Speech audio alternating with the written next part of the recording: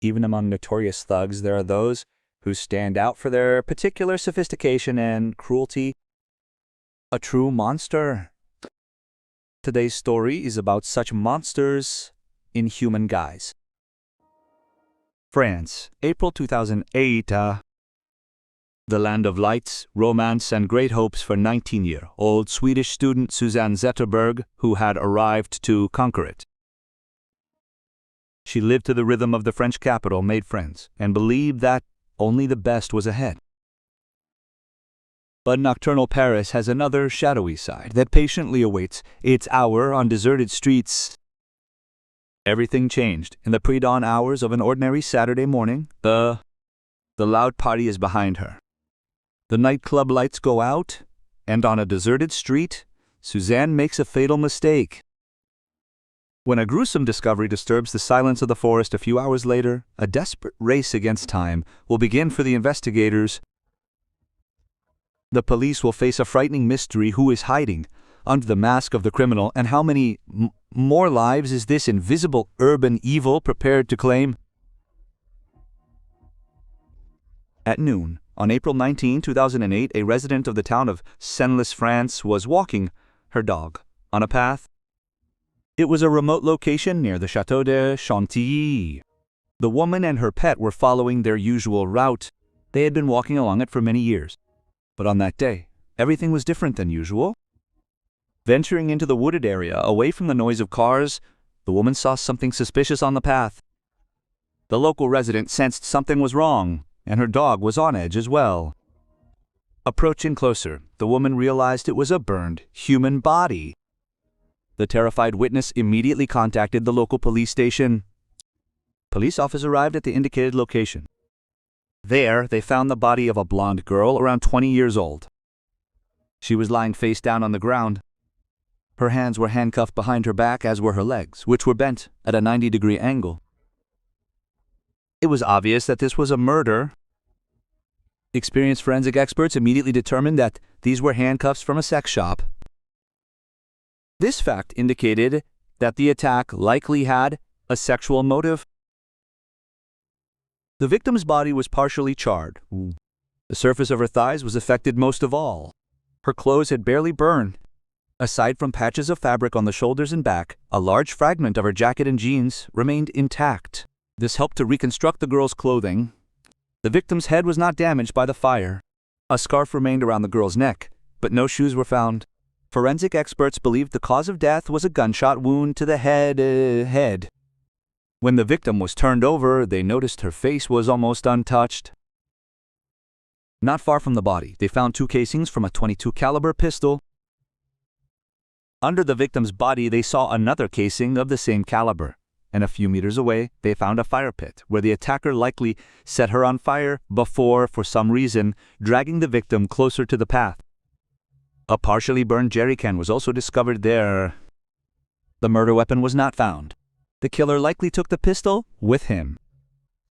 There were also no belongings of the victim that could have helped identify her. No ID, no phone, and no bank cards. Investigators first assumed it was a murdered call girl. The brutality of the attack and the strange fact that no real effort was made to hide the body suggested this. In the world of call girls, this was a common way to intimidate competitors. But to confirm this theory, more information was needed. First and foremost, to identify the victim, police noticed that 20 meters from the path was a busy road used constantly by the residents of Senlis. This was the exact route locals took to commute to work and back. Essentially the same townspeople every single day. And they might have noticed something suspicious. Police launched a large-scale operation to investigate this route. Over 500 cars that passed by daily were stopped, and drivers were questioned for leads. This effort helped and bore fruit. The first key witnesses were 2 women who drove past that section of the road the day the body was found. According to them, at 6:45 a.m., they were driving to work and noticed a fire in the woods, just 20 meters from the roadside.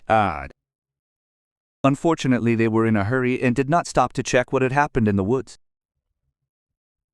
Several other people driving by that morning gave similar statements.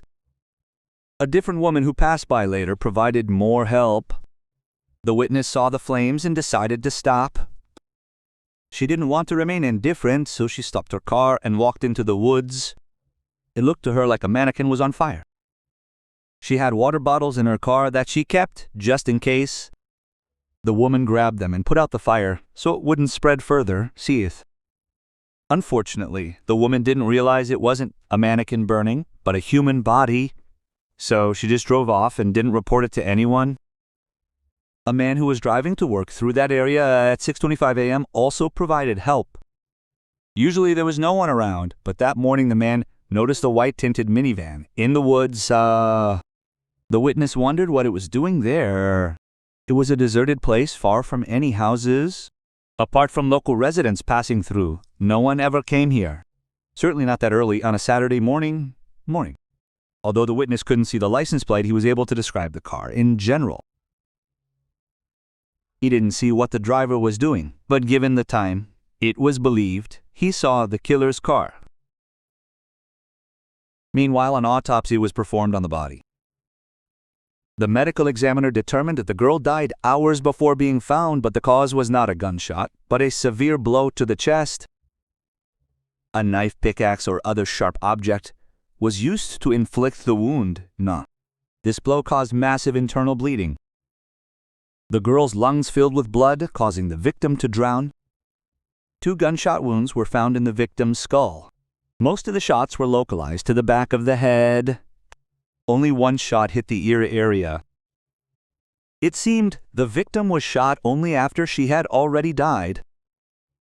It was believed the killer tried to finish her off and remove any chance of survival, burning the body to destroy all possible evidence, primarily around the thighs, to hide any signs of rape. No indications of the perpetrator were found.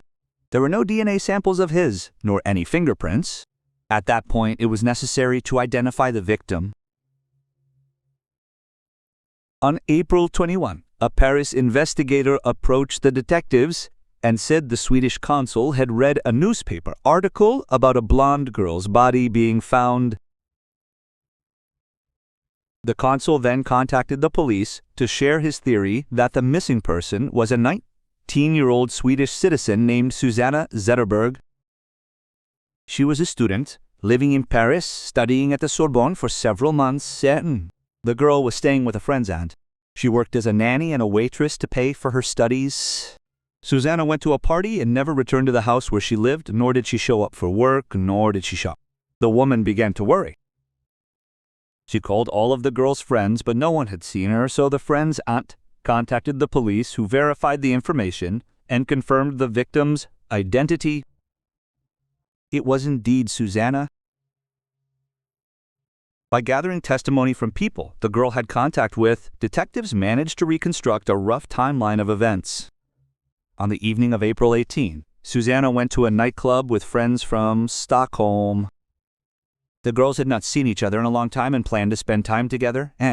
They first decided to visit the La Scala nightclub in central Paris. At 4:00 a.m., they went outside to smoke. Susanna said she was going home as she had to go to work the next day. The girl asked her friends not to worry and wanted to call a taxi. The friends did not make a fuss. They stayed in the club for another hour. At 5 a.m., they left for their rented apartment. They called Susanna before leaving. She replied that she was in a taxi. When her friends returned to the apartment, they tried to reach her again, but Susanna no longer answered the phone. They didn't sound the alarm immediately because they were drunk and went to sleep. When they woke up and still couldn't contact Susanna, they grew worried and contacted the aunt she was staying with. The friends found it strange that Susanna's taxi ride was taking so long. Such a sudden disappearance of Susanna without warning was completely out of character for her, so the aunt contacted the police and the Swedish consul in Paris. After that, the police took the case seriously, and now they had identified the victim. The case was then transferred to the Paris prosecutor's office, and it received heightened attention. After all, it involved the murder of a foreign national. Detectives began checking the victim's bank cards and her mobile phone. They were primarily interested in the most recent data. They managed to identify several transactions made at 6 a.m. at a Senlis ATM not far from where the body was found. When investigators checked the bank's CCTV footage, they realized it wasn't Susanna using the card, but a man concealing his face.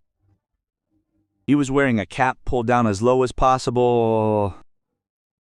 He also hid his face using dark-tinted glasses and a raised collar. The man was cautious and used gloves to enter the PIN. This helped him avoid leaving any DNA samples or fingerprints on the ATM. This is likely why the suspect left no traces at the crime scene. This could also indicate that the perpetrator was experienced in such matters, acting confidently to complicate the police's work. By checking the victim's phone geolocation data, they established that the girl had left the club on a route heading home. Susanna was moving in the opposite direction toward the Senlis area. It was believed that the girl didn't even realize where she was being taken at first. None of her friends could understand why she would have gone there either. Susanna had not lived in France for long and knew very few people, especially in provincial areas. It seemed that the man had taken advantage of the girl's intoxicated state to abduct her. Detectives suspected the taxi driver who picked Susanna up from the club. This theory was supported by the fact that one of Susanna's friends received a frightening message from her that night, but read it later. In it, the girl wrote, "I'm in a car. The driver is acting very strange. I'm scared." The murder of the Swedish student immediately captured public attention. The case was actively covered by journalists in both countries. This put significant pressure on the police. But there were upsides to this as well. The station began receiving reports from local residents who had witnessed events who hadn't. In particular, a woman came forward with something curious to share. The witness worked at a restaurant near the La Scala club. According to her, about a week before Susanna's murder, she also called a taxi home after work. Once in the car, she noticed that the driver had taken a different road for some reason, heading in the opposite direction. She asked him to turn back and drive toward her home. The taxi driver started flirting with her, and when she asked to be let out, the driver ignored her request. He put on gloves and pulled out a knife. This terrified the woman. The passenger jumped out of the moving car and ran away. Hearing this story, the police noticed the similarities to the circumstances of the Swedish student's abduction. Furthermore, the victims looked alike. Now, the detectives realized they were dealing with a serial offender operating a taxi on the city streets. He kidnaps women. Now, no one could feel safe and panic ensued. The residents were shaken by what had happened. They demanded that the police catch and stop the criminal quickly. Many people were so scared that they stopped using taxi services. 2 teams of detectives were assigned to investigate Susanna's murder. All taxi drivers were asked to come to the station and bring documents and reports indicating their shifts. This allowed them to identify the list of drivers working that night, and they began communicating with them more closely. One of the drivers shared something interesting. At around 4 a.m., when Susanna left the bar and was supposed to leave, the witness was nearby waiting for another client. Susanna didn't call for a car by phone and began approaching vehicles to ask for a ride. The man remembered her because of her accent. The young woman was heavily intoxicated and struggled to communicate. The witness refused her as he was busy with another booking. Just then, a white-tinted minivan stopped and Susanna got into that car. Based on the eyewitness's description, the vehicle matched the car another witness saw in the woods near where the body was found. And the girl matched the description of Susanna, whom the witness identified from a photo.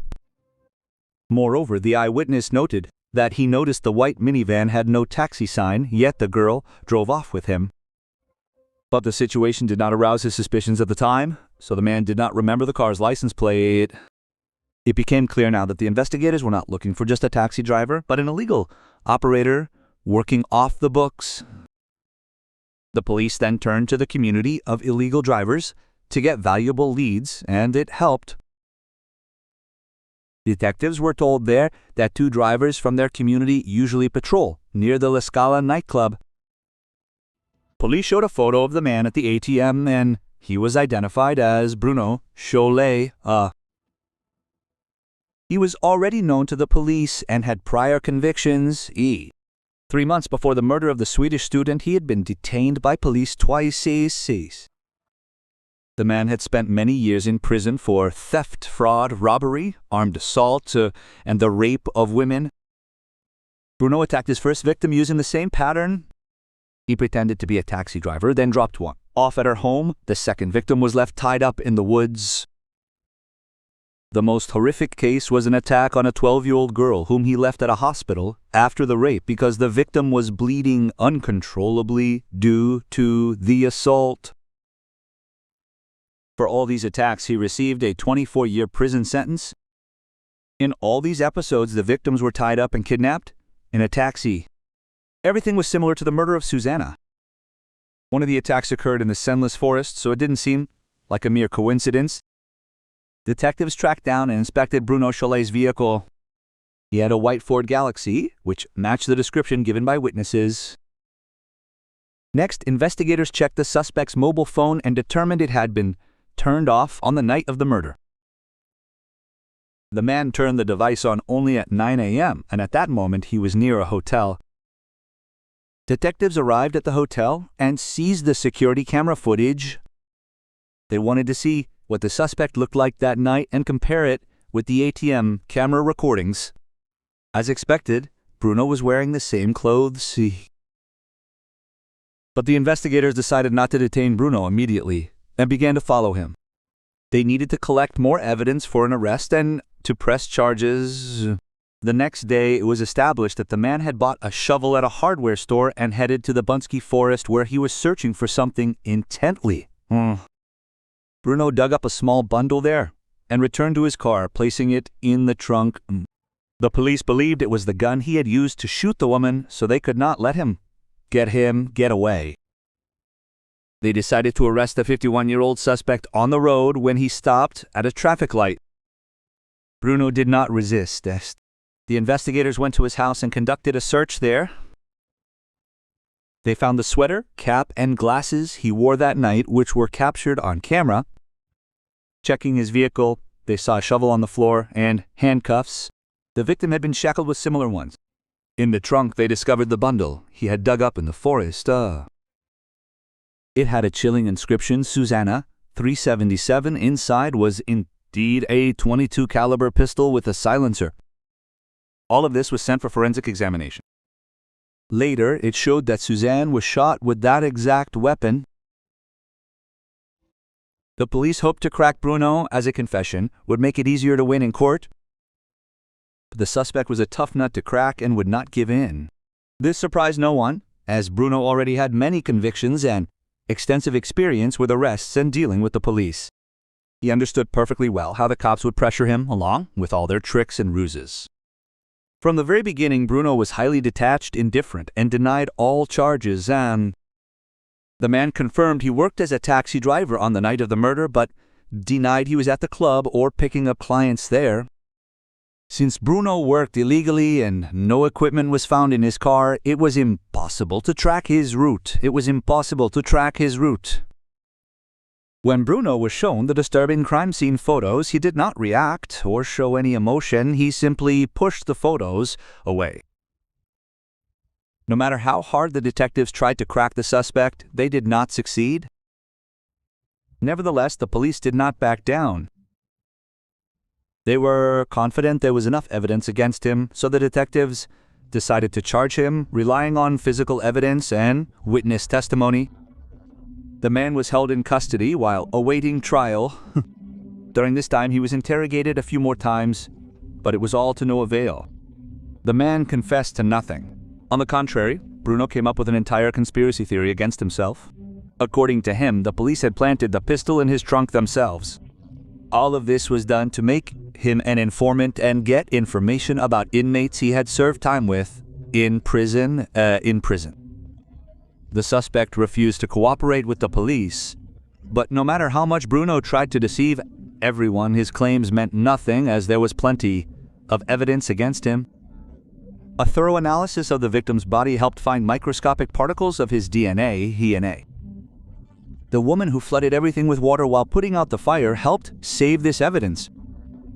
Bruno was identified by a taxi driver who saw Susanna get into his car. Now the detectives began to doubt that these were all of Bruno's victims. It seemed there could be many more given his experience and recidivism. The media actively discussed various theories and rumors about other victims. Many local residents also believed that there were dozens of Bruno's victims. Nevertheless, Bruno persisted and categorically denied his guilt. The trial for the Susanna case began on September 4, 2012. There were many journalists present in the courtroom. They immediately noticed that the defendant was under severe stress. Possibly he was even seriously ill. Bruno continued to deny everything, refused to admit guilt for Susanna's murder, and insisted that the police had made a mistake and arrested the wrong person. The victim's family arrived from Sweden to attend the trial. Furthermore, the media noted that none of Susanna's relatives wanted revenge. They were so devastated and crushed by the girl's murder that they showed no hatred toward Bruno, as is usually the case. They simply wanted a fair punishment for the killer. The defense attorney began to focus on his client's difficult childhood, and Bruno had plenty to talk about. According to him, his mother abandoned him almost immediately after birth. He did not even know his father's name.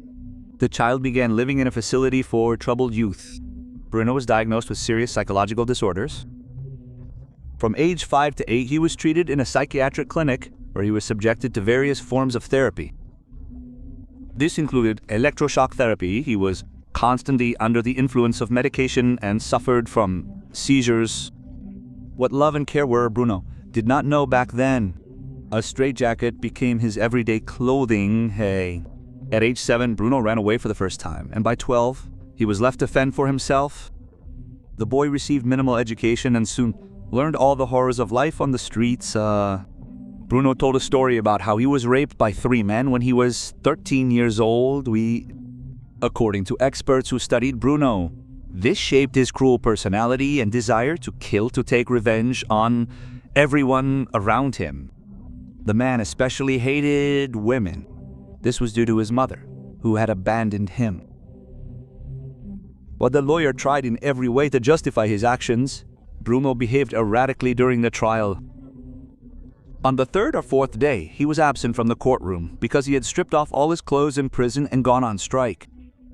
He refused to get dressed and go to court. He insisted on his innocence.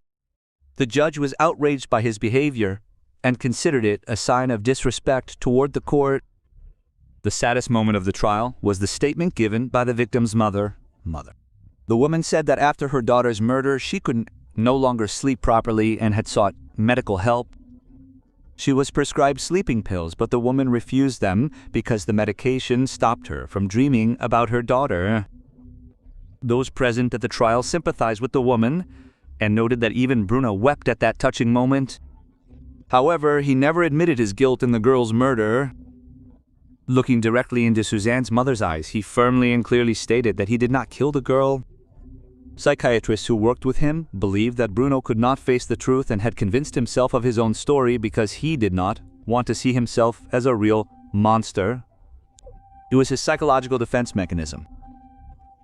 Suzanne's father said in court that he couldn't feel anything toward this man, not even hatred, because he didn't want Bruno to play any part in his life at all. After 10 days of hearings, Bruno was found guilty on all charges. The man received a life sentence with the possibility of parole after 22 years. When the verdict was read, Bruno fainted but soon regained consciousness and repeatedly insisted that an innocent man was being convicted. The victim's parents were satisfied with the court's decision. It was the maximum possible punishment for the crime. Suzanne's mother and father thanked the judge and told reporters that it was very important to them that their daughter's killer was justly punished. The defendant and his lawyer were unhappy with the verdict and filed an appeal. They intended to challenge the court's decision, but were denied once again. In 2021, at the age of 64, Bruno died in prison from a terminal illness, having served only 13 years of his life sentence.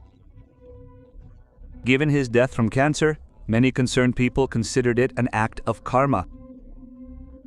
His death from the illness was seen as a finality, after which the criminal could no longer file appeals or hope for release from prison. His death also raised an important question in society once again. Why was a man with such a violent criminal passed free at all and able to drive around nocturnal Paris unimpeded in search of victims? The media emphasized that Suzanne's case forced authorities to more strictly regulate illegal transporters and led to the popularization of ride-hailing apps where the driver's identity is always known. The girl with the bright smile, who dreamed of conquering the Sorbonne, turned into an eternal memory carefully preserved in her parents' yellowing Swedish photographs. The banks of the Seine, where she loved to walk so much, continue their bustling life as if nothing had happened.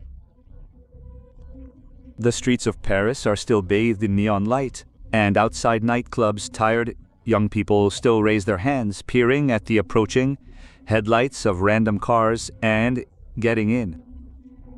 And every time another frantic SMS lights up a phone screen, the heart involuntarily freezes at the question hanging in the air: how many more invisible monsters are hiding behind the masks of strangers on the dark roads of big cities?